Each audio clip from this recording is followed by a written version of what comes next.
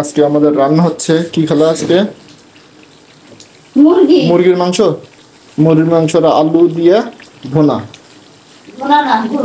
ঝোল। সেই কালার হয়েছে খেলা। কালারটা কিন্তু সেই হয়েছে আজকে।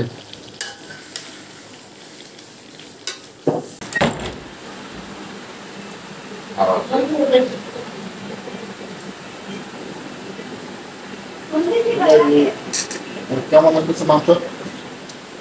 খুব মাংস স্বাদ হয়েছে, তবে আমার কাছে বেশি ভালো লাগতেছে।